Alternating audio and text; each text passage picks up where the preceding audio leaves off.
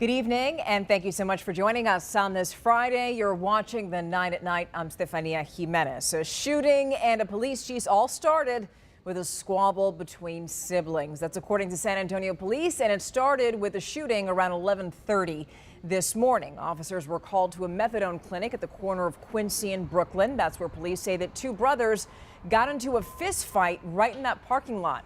Police say the younger brother shot the older brother in the shoulder and then took off.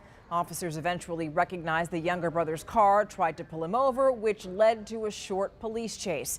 That ended on Loop 410 just before I-35, where police then took the suspect into custody. At last check, the older brother was listed as stable condition in the hospital, but it's unclear what charges the younger brother is going to face. Now tonight, new information on a vehicle pursuit that led to a foot chase.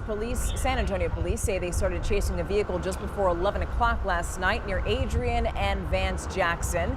According to investigators, they were pulling over the suspect for a traffic violation when they took off toward 410. And after a short pursuit, the suspect came to a blocked alley, left their car, tried to run away, but police caught that suspect and took that person into custody.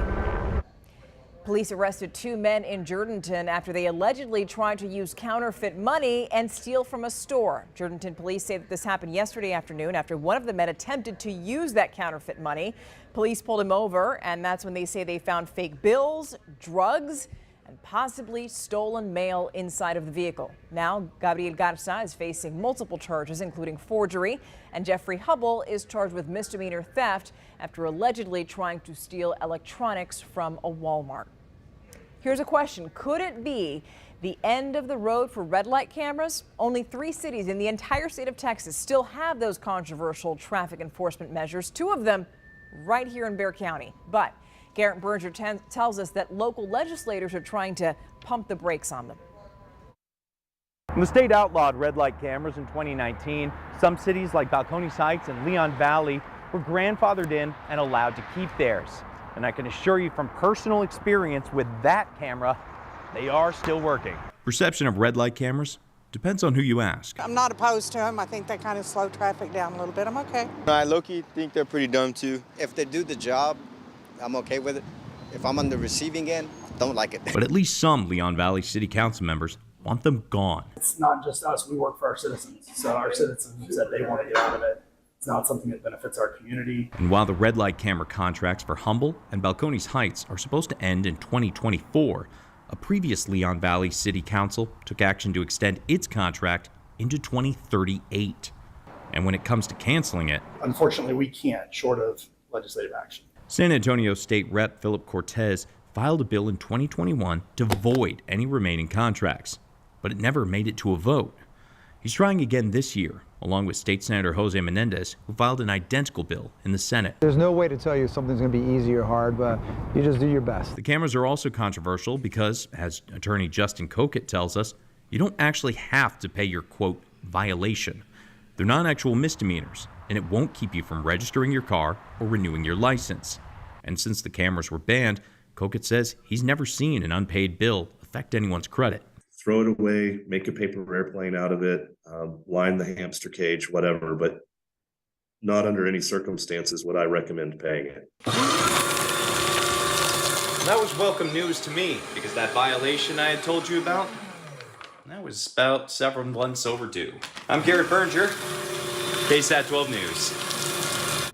All right, now if you've got plans to check out the San Antonio Stock Show and Rodeo this weekend, first you should grab a jacket. Meteorologist Adam Caskey has a look at your Saturday forecast. Unseasonably cool this weekend. Look at tomorrow morning. Down into the upper 20s in some outlying areas and just about 32 degrees, I think, downtown. A degree or so below freezing up to Stone Oak and even Timberwood Park, Leon Springs. Bottom line, a brief light freeze in the morning. Don't have to worry about pipes or anything. By the afternoon, sunny, right near 60 degrees. Not as much of a breeze either.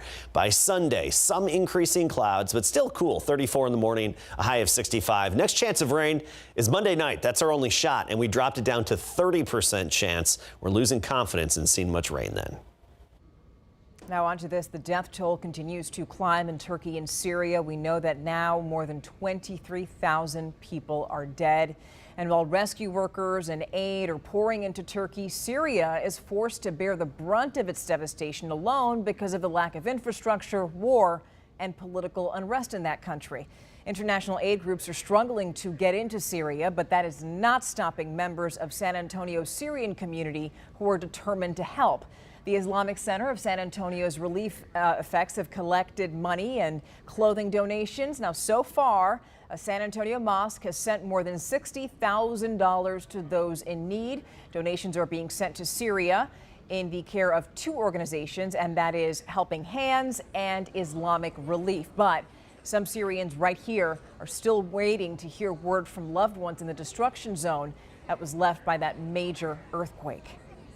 For some families, it's hard to know about their loved one, if they're affected, if they're under rebel or they're okay.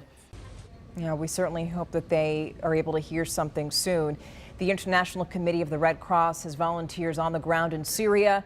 A first aid convoy from the United Nations arrived yesterday, and in addition to that, help from China and Iraq are also now making their way into that country. If you'd like to help, we have a link for you on our website, KSAT.com. A photo exhibit dedicated to San Antonio's role in the civil rights movement opens up on Monday at the IKEA in Live Oak, just in time for Black History Month. Our Jesse Degollado tells us how San Antonio helped to lead the way more than 60 years ago. It's a separatory funnel. Long before Dee Goforth got a PhD in chemistry and became a professor at St. Philip's College, she was a San Antonio teenager who was very aware there were places like the old Woolworth's 5 and Dime downtown. And you could go in and purchase whatever you wanted, but you couldn't sit down and eat. That changed in March of 1960 when Woolworth's was peacefully integrated. They were not told to get up. We were not told you could not sit here. She says Woolworth's that day was the last of 3 stops downtown where members of the junior NAACP were treated the same way. We wanted to take our signs and march and stuff, and we couldn't do that because they served us. Undaunted, Goforth says she told her father she wanted to join the civil rights movement in Alabama. You're not going anywhere, because they knew how dangerous this was. Sadly, she says, years later, it can still be dangerous for young black men like her grandson. The things that could happen, and having that talk with them is not something that we really want, because to think about what the consequences could be. I just think that we still have a long ways to go. Jesse Degollado, KSAT 12 News. The Milken Educator Award goes to Diana Lopez. And that's Diana Lopez right there, a local teacher. She got an award for her efforts teaching 3rd grade students. Congratulations to her. So her full name is Diana Lopez Cashin. She received the Milken Educator Award as well as the $25,000 that go along with that. She tells KSAT that she's been with Basis Primary Medical Center for 6 years. She's been teaching humanities to 3rd grade students. And for her, this is way more than just a job. We do it because we love the job. We love the topics that we teach to the kids, and we love to see the progress. And that's a big deal here at Basis, is to see that progress over the years and to see the students grow and to watch where they start and where they end with me each year. And you just heard them a moment ago. Her students were overjoyed to hear the news. Lopez Cashin was one of 40 teachers that received the Milken Educator Award at Nationwide, and she's planning to use that cash to pay her bills and also go to a wedding in Hawaii. Good for her. Well, we're out of time tonight. The Night at Night returns on Monday. Have a beautiful weekend. Don't forget to bundle up tomorrow, especially if you're going down to the rodeo. But yes, enjoy your weekend, and we'll see you next week.